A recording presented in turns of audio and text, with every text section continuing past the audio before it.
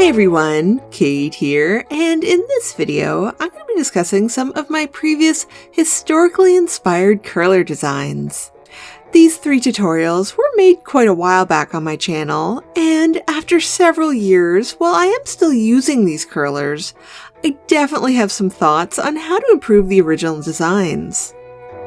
I will be giving a brief summary of the construction of each of the different curlers, but if you do want a more in-depth look, I'll link the original videos down below in the description as well. Also, any of my Patreons at the middle tier or above will have access to a printable pattern if you don't want to sketch out your own design. Well, without any further ado, let's get started. First up, my oh-so-comfy 1930s foam curlers. Now, I say 1930s as I base the shape off a 1930s advertisement. However, I have since seen a very similar design from the Edwardian period. So, these curlers are technically a historically accurate curling method from pretty much any time in the early 20th century.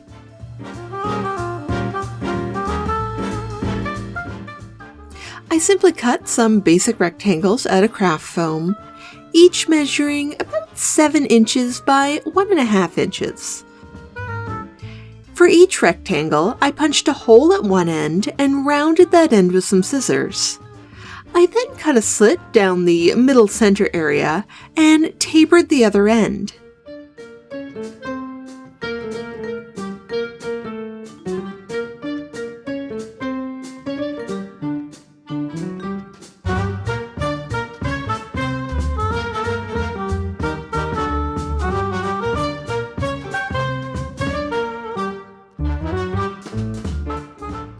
Now for the updates. The slit down the center is supposed to hold the hair in place while you start curling, but these work just as well if they don't have a slit and you simply hold the hair in place while wrapping as you would with a regular curler.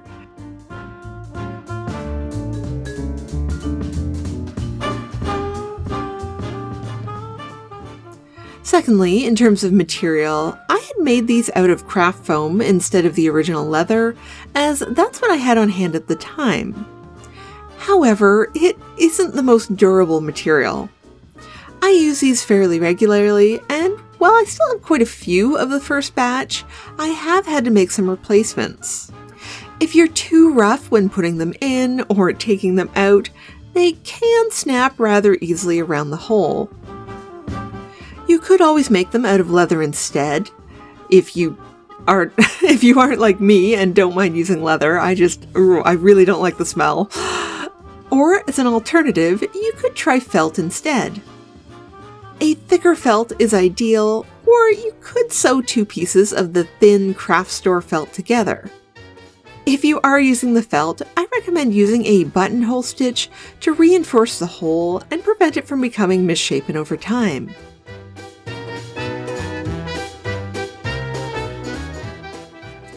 The only disadvantage of the felt is that it doesn't slide as smoothly out of the hair as the foam, which can lead to a slightly frizzier curl. But this style of curl is best when used as a base for an updo anyways, so I don't think a tiny bit of frizz is really a major issue. Also, historical styles did tend to be a bit on the frizzy side, so you could always pretend you're just being historically accurate. Next up, we have my DIY kid curlers. I wasn't sure at the time if these would get much use, but they are now my go-to curler as they produce such beautiful curls.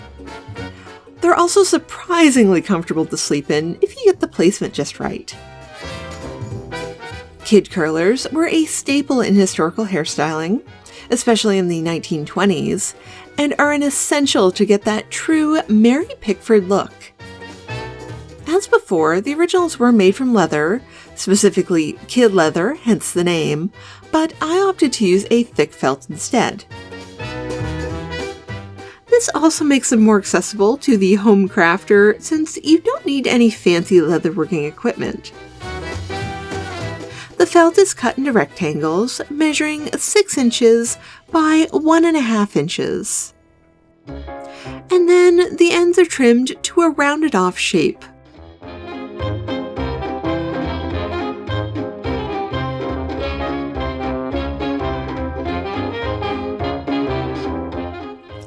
Next, cut a 6-inch piece of wire and bend the ends over with some pliers so that no sharp edges poke out.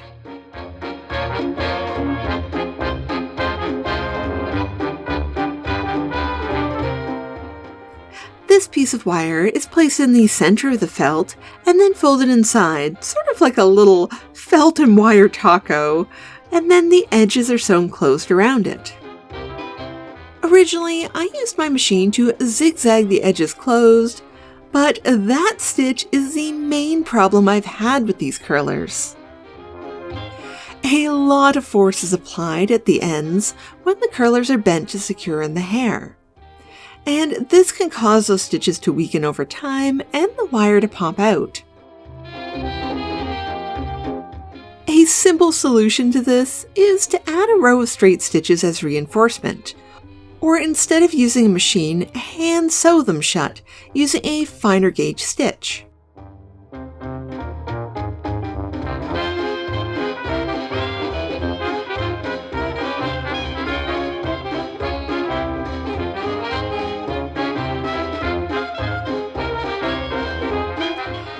The only other thing is that the wires do lose their perfect straightness over time, but I've never found this actually affects the result of the curl, so I don't worry about it.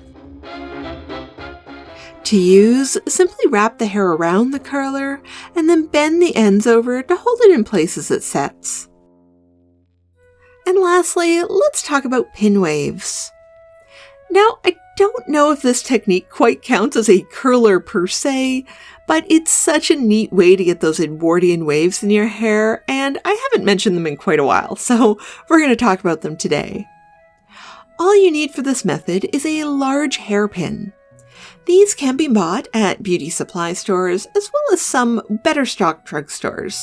Buy the largest size you can, as while the smaller hairpins will work, they are a lot fiddlier and trickier to work with.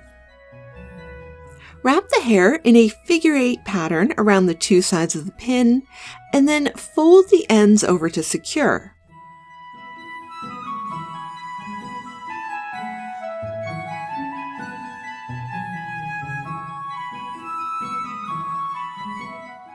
Let them set as you would any curler. I find spraying with water and setting overnight gives me the best results.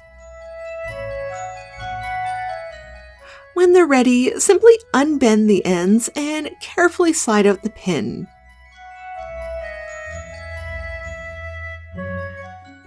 Break the waves up with your fingers very gently, and voila! This one actually doesn't need any improvements. It's pretty perfect as is. My only suggestion with this one is to practice a few times, as the placement and the direction of your figure 8s can affect the way the waves come out, so you'll have to experiment to see what works best with your hair.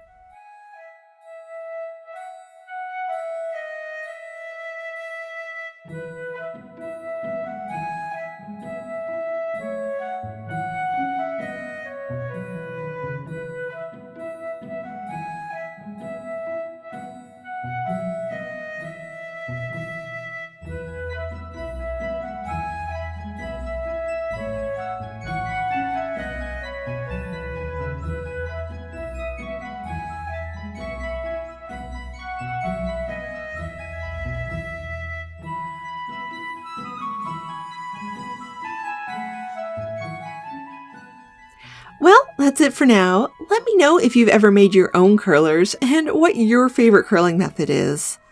As always, thank you for watching, and I will see you guys next time. Bye! This video is made possible through the generous support of my Patreon members. Thank you.